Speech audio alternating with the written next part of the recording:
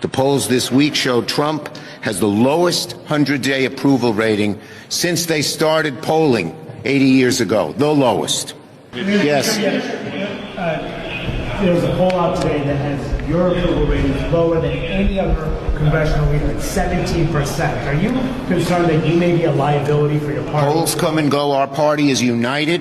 We're on our front foot. We're stepping forward, going after Trump, and having real success. So now that we are 7, almost 8 months into Trump's presidency, and with the 2026 midterms rapidly approaching faster than you think, the situation is still not getting any better for the Democrat Party, which is interesting because if you listen to their constant smoke and noise, they'd have you believing that the resistance is growing, Donald Trump's popularity is tanking, Democrats are fighting, Trump supporters are regretting their votes, all of this garbage. Yet when you look at the concrete information and data that we can observe nationwide, that is obviously not the case. Now, it's no secret that the 2024 election was not like any normal election, okay? It truly did break the Democrat Party, but you would think that after the hangover, usually what you see is the resistance regroups, they have a good midterms, that's a normal pattern of American politics, but that clearly thus far has not been the case. This is far from the first time we are discussing this, but there is a brand new piece out of the New York Times over the weekend, ironically of all outlets, right? It's coming from them, that details just how badly the Democrats are hemorrhaging nationwide, not just with financial support, which we've covered many times, right? The DNC is broke. Their cash advantage compared to the RNC is in a massive crisis, but the numbers on voter registration. Now, this is very interesting because it's the biggest way to be able to tell, hey, how much of the party is aligning with your ideas versus the other guys, right? And under the Biden presidency, it was a gradual trend that in all these different states, Republicans were gaining, but hey, now Republicans are in power. You might think the pendulum's going to be swinging back in the other direction, right? But as they lay out for us today, that is indeed not the case. And guys, the reasons here should not be all that complicated to understand. It's not because Democrats supposedly are not fighting hard enough or they're not Trump deranged enough or something about, racism or whatever garbage they want to say. It really is this simple. When it comes to beliefs, ideas, policies, and values, the Democrat Party has lost the American people. The public no longer aligns with these lunatics, and they're not exactly digging themselves out of the hole with that recent behavior. But in today's video, I want to bring you this information as we obviously approach the midterms and the idea that Democrats have, hey, Trump's unpopular, hey, he's a polarizing president, this should be easy, this should be 2018. No, that's not the pattern we're seeing nationwide, as well as how Democrats are responding to this news, specifically House Democrat Minority Leader Hakeem Jeffries, who doesn't really have much of an answer. You know, he keeps going on TV every single weekend. He spews out the same old talking points, but still, it's not really making a dent, whether that's in the party's approval rating, but you can say, oh, that's because liberals don't think we're fighting hard enough. Okay, what explains the voter registration? What explains the fact that people are actively switching to the other side? It's pretty simple, but these people still don't get it. We will lay that out for you in this video. First, though, as usual, do us a favor. If you enjoy our content, make sure you hit that like button down below and subscribe to the channel if you are new. Subscribing is not only the best way to support our videos, but it also ensures that you can stay up to date with all of the latest news and coverage. We're very close to 500K. Help us get there. Smash that red button. And with that said, in a second, I will bring you the kind of greater details on what's going on here. But first, I want to start, we'll get into Hakeem Jeffries, right? Just read this headline, okay? The Democratic Party faces a voter registration crisis. People are leaving the party according to DMV data across many different states. The party is bleeding support beyond the ballot box, a new analysis shows, and we'll tell you what that analysis actually says. But first, I want to point out the fact that Hakeem Jeffries today did go on CNN with Dana Bash and was confronted with this question. Hey, what do you think of this new New York Times analysis? And I want you to listen to his pathetic response, and then we're actually going to debunk how painfully wrong he actually is. Take a listen. Speaking of math, I do want to ask about a New York Times investigation showing that Democrats are losing registered voters in all 30 states that track party registration. We're putting on the screen the data. It shows altogether Democrats have lost 2.1 million voters. Republicans have gained 2.4 million. That's a deficit that you have of 4.5 million voters. Why are voters turning away from your party? What is the problem? Most of that activity, as I understand it, has occurred in Florida and Texas. And certainly it is the case that nationally we're going to have to invest more in these two red states. At the end of the day, it's also going to be important for us to continue to make clear to the American people what we stand for as Democrats. Well, as I'll kind of lay out later in the video, I think that the American people do know what Democrats stand for. They just don't agree with it. But note that excuse, right? Hakeem Jeffries basically says, no, that's not true. It's not really happening. It's just Florida and Texas that are running up these numbers. Well, first of all, it's worth noting that this claim is not even true because Texas does not track voter registration by party.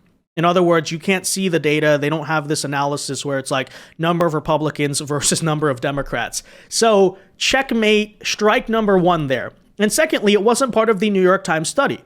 Now, Florida obviously was, but you'll see in a second the reason why I wanted to listen to Hakeem Jeffries' pathetic excuse for this first, because as you'll come to find out, no, that is not the case. Okay, let's read into this. And remember the Hakeem Jeffries excuse. It's just Florida and Texas, those crazy right-wing nut jobs. The rest of the country, they're growing with us. They really get it. Democrats aren't hemorrhaging support. It's just a right-wing conspiracy theory. Okay, well, let's read here from the right-wing conspiracy theorists over at the New York Times, allegedly, with this article. So, the Democrat Party is hemorrhaging voters long before they even go to the polls.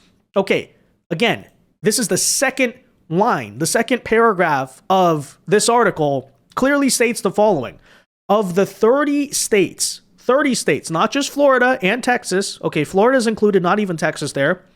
Of the 30 states that track voter registration by political party, Democrats lost ground to Republicans in every single one between the 2020 and 2024 elections, and often by a lot. Okay, read that again. In every single one of the 30 states. No, this is not Texas. This is not Florida. This is not driven just by the fact that Californians and people from Illinois and New York and New Jersey are fleeing to those kind of southern right-wing paradises, quote unquote. No, in every single state, this is happening. That can track voter data there, right? That 4-year swing toward the Republicans adds up to 4.5 million voters, by the way, explains a lot about the popular vote. A deep political hole that could take years for Democrats to climb out from. And again, the excuse is, it's just the reddest states. No, that's not the case, right? The stampede away from the Democrat Party is occurring in all types of states, in battleground states, the bluest states, and the reddest states. Everywhere across the country, the whole country is becoming more right-wing. According to a new analysis of voter registration data by the New York Times, the analysis used voter registration data compiled by L2, a nonpartisan data firm. So yes, indeed, this is a nationwide trend. And by the way, let's not forget the fact that this is occurring as well heavily in swing states particularly, because when you want to talk about not just 2026 with the Senate map, which already looks bad for Democrats, but 2028 as well, hey, Democrats, that's not an alarming fact to you that not just Florida and Texas, but say, hey, Pennsylvania, many states like this are also trending away from you? Take a listen to ABC News giving that same exact reality check that Hakeem Jeffries apparently is too deaf or too blind to actually read and listen to. This is just a stunning analysis that the New York Times has out in the last couple of days. You've seen nationwide a drop in Democratic registration numbers. And in the battleground states, it's just as stark. Look at this. The share of registered Democrats down almost 4 points in Arizona just since 2020. Nevada, more than 8 points. North Carolina, Pennsylvania, all of these big battlegrounds have lost Democrats in large numbers, again, just this decade. So that just tells you how tough it's going to be for Democrats to fight their way back when it comes to control of Congress or potentially the presidency down the road. It's hard to create a wave if voters are fleeing your party. Extraordinary that Democrats have lost more than 2 million registered voters just in the past 4 years, and Republicans have gained. Yeah, well, anyone who's been paying attention to this country over the past few years shouldn't be surprised by this. As a matter of fact, I think Democrats are the only ones who are surprised by this. I don't even think I should have to explain the reasons why. But that in mind, I like to notice what states you do not see on this graph right here on this chart. You don't see Texas and Florida, Hakeem Jeffries, because again, it's not just Texas and Florida. So it's a well-established fact by now, right, that Democrats are losing voter registrations. Their approval rating is hysterically in the 20% numbers and all of that. And needless to say, looking forward, they have a huge hole to climb out of when it comes to regaining the trust and support of the American public. I think the question is, first of all, the debate, I guess, was really where it should be. Number one, why is it happening? And number two, what do Democrats do to fix it? Although I'm not really rooting for them to fix it because I enjoy easy victories. What's most hilarious about this is they still don't get it, right? They don't actually understand why they've lost public support. And they seem somehow to think that by repeating the very same mistakes and the very same behavior that created their drop in public support, but just by being louder and more obnoxious and more off-putting, somehow this is going to fix their approval rating with what are oftentimes moderate voters, right? Many of these people who are switching parties did not turn from like radical Zohran Mamdani socialists to Trump supporters overnight. They're probably more on the center left. And because the Democrat Party has left the center behind, they kind of moved to the center right and hence the Republican Party. But as you'll see, these people still don't get that. Because earlier this week on MSNBC, Joe Scarborough brought this news to a liberal pundit, one of these so-called political analysts who claim they know what they're talking about. And as you'll see here, her response is so laughably stupid that truly only MSNBC could believe this and not push back on it. But that said, take a listen, because apparently this is the Democrats' theory as to why they're losing support. And as I'll point out for you in a second, it literally makes no sense. Like, their logic is not, like, whatever you think of subjective opinions, the logic is not even consistent. But check it out. Breathing into a paper bag. I'm trying to calm down a little bit, but John just quoted a remarkable stat out of the New York Times that in the 30 states where they track voter registration over the past 4 years, Democrats have lost to Republicans in every single state. Why? So this is the $24 million question, right? Why are Democrats not why are the polls bad? Why are they not breaking through? And I think it's a couple things. I think one is the people who are breaking through are brave, right? They talk like humans. They make the case, and again, it's like Pritzker's chief of staff told me. It's not necessarily left versus center. It's fight versus cave. And the people who fight get support. And the people who cave or are mealy-mouthed or are, very sort of corporatist-y, that crew, the crew that's afraid, cannot break through, does not appeal to voters. The question is, it's only going to be for people who really feel authentic, right? Sherrod's never been afraid of a shadow. Exactly. He's always spoken his mind. Chris Murphy, Sherrod Brown, Mamdani, these people, AOC, they're not all exactly the same politically, but they are the same in the fact that they're brave and they break through. Of course, this is the Democrat thesis that you hear constantly nowadays, which is we lost the election, we're losing ground because we need to stand up and fight. If we just fought harder against Trump, we would have won. Which, first of all, is just hysterical. Okay, I could understand that argument about, say, Mitt Romney in the 2012 election or even John Kerry against Bush in 2004.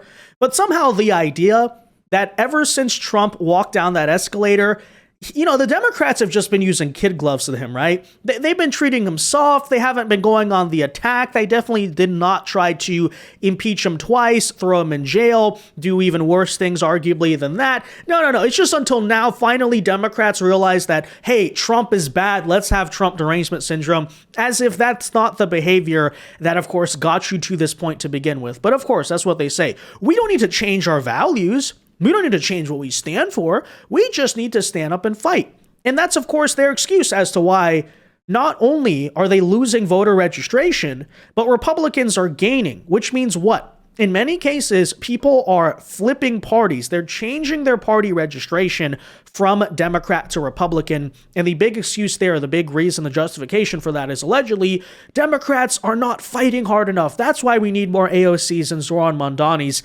in this world. But here's the thing. I understand where they're coming from. The argument is that some Democrats are too soft on Trump. I don't know what they're talking about, because Democrats fight Trump tooth and nail. But okay, well, let's use our logical brains here for a second, if that is true. And again, this is why I say this is an idea so idiotic and moronic that only people in the bubble at MSNBC could believe this, because basically their central thesis is the Democrat Party isn't doing anything fundamentally wrong. We just need to like speak louder about our very popular values and ideas. But that's not the case. And why is that not the case? Well, if it was just simply true that the only problem was Democrat candidates weren't inspiring people or they're not fighting hard enough, that might affect something like, say, voter turnout, right? Democrat voters are not that enthused by their candidates, so they might go home or not show up to the election. That might even affect people switching their registration to independent. But it does not explain why people are switching their registration from Democrat to Republican, right? Because the argument there is, oh, people have very liberal values. They stand with the Democrats. They don't like Trump. But simply because they're mad we don't have Zohran Mamdani's on the ticket, then they're changing to go to the Republican Party and voting for Republicans. No, that logic doesn't make any sense. The reason why you would change parties is because your values, right, align more with one party than the other. It's not really all that complicated to believe. But of course, in order to accept that fact, the Democrats would have to acknowledge, actually, we are doing things wrong. Actually, there are political issues in this country, maybe not even all of them, but a lot of them, where Trump is more popular than we are. Immigration is a big one. I think crime is another big one, right? And instead of trying to fight Trump tooth and nail, we ought to be either standing down or standing with him on, because we're losing the American people in the process. But of course, this theory, this logic is totally inconsistent with the idea of fight everything Trump does. And therefore, these people don't understand, right? They're digging themselves a deeper hole. And it's just so hilarious. They don't even understand why they lost the election to this day. It was not because Kamala Harris did not say enough mean things or attack Trump enough. It was not because Joe Biden did not throw enough indictments at his political opponent in the election. No, it's the opposite of those things. It's because the values of the Democrat platform did not align with the American people. Why don't you give the American people actually credit for anything and just realize, hey, maybe they actually like have ideas. Maybe it's not just pure, we didn't do enough podcasts or something like this. Just so utterly ridiculous. But anyways, there you have it. So again, Democrats still do not understand this. And while the reality check is about to get a lot worse for them, because now let's look to the 2026 midterms. You're hearing a lot of the hype around how Gavin Newsom's going to retaliate against Texas and all this stuff. But even with or without that, where do we actually stand? As a matter of fact, when you look at the geography, when you look at the kind of maps and how the map actually looks for Democrats in 2026, I would say very briefly here, maybe you guys ought to be holding your horses a bit on this idea of a blue wave, because according to you, right, your theory, Trump is so unpopular and we're standing up and fighting and we're doing everything right. Because according to the Cook Political Report, which lays out basically like how the seats are looking, right? What are the safe Republican seats, safe Democrat seats? Which ones are going to be the toss-ups? Look at this math. So remember here, by the way, it's 218. That's the magic number to win control of the House. So in 2018, where you did see a blue wave in many ways, Republicans only held 195 safe Republican seats, right? Things they're basically guaranteed to win in the election. In 2022, that number was 212. Remember then that Republicans narrowly won the House of Representatives. In 2026, the safe seats for Republican are 215. Again, remember here, guys, 218 is the magic number for House control. That means of the toss-up seats, this is the geography and math that Democrats are dealing with. It would only take Republicans to win 3 of several swing seats to actually maintain control of the House of Representatives, which is to say, and needless to say, Democrats, even if they have a really good night, probably would not win the midterms by all that much. And part of me almost is fine with that idea, because if Democrats narrowly win the House like this and knowing how they behave, they're going to tout it as this big victory. They're going to get this false sense of security, not realizing, hey, you're still not doing that well. And then 2028, blindsided, there's going to be a reality check. Part of me actually fears that if Republicans do sweep the Democrats in the midterms, that, they're going to truly learn their lessons and be different in 28. But you know what? That's kind of a cynical view of politics, whatever. Needless to say, the midterms are not looking all that good for you, right? That's the central point here.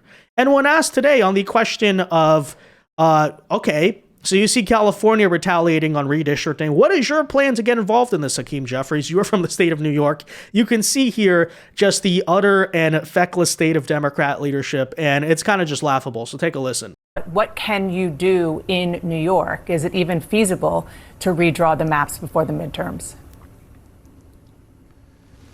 Texas acted in a way to try and rig the congressional maps so they could add a couple of different seats to the Republican column. Understand that Republicans right now have the narrowest majority, just a 3-seat majority of any party since the Great Depression. And they have no track record of accomplishment to be able to successfully run on, which is why they are running scared.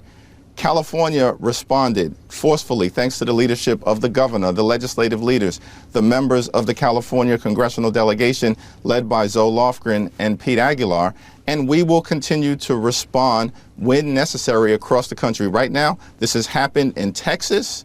California has responded. Let's see what comes next. So is there not a plan yet in New York? Is that what I'm hearing? There's a plan to respond as appropriately in New York and in other parts of the country as the circumstances dictate. So they don't have a plan, translation. And the reason they don't have a plan is because largely there's already nothing they can do. As we've covered, Democrats have heavily gerrymandered to the ceiling already. And with all of that in mind, you still see this congressional map? Yeah, I think the reasons are pretty obvious, by the way, why Democrats, when you look at this math, are so freaked out about the fact that Texas is going to add potentially 5 Republican seats with a new map. Because after all, if this is a 2018 style blue wave where you pick up 20, 30 seats, I mean, who really cares about those 5? But again, they understand because they see the same math that we are able to see. They're realizing, oh, the midterms, despite the fact that we are the non-incumbent party, we're the opposition party, we should have a built-in advantage, right? Historically speaking, 2026 is an election that Democrats should be able to win easily and comfortably, but that is not the case. Because we're actually doing that badly, right? The opposition, at least in contrast to us, is doing that much better than us, that this is, of course, something we need to be so freaked out about. So with that said, guys, let me know your thoughts on this in the comment section down below. What do you think of the total crisis the Democrats are facing? And what do you think of the pathetic excuses for all of it, right? Oh, it's just Florida and Texas. Oh, that's just because we're not putting up enough AOC and Zohran Mamdani candidates, which I say, that might work in New York City. Yeah, try that in a swing state, right? But let me know. Be sure to leave a like on this video, subscribe to the channel if you are new, and until next time, God bless and peace.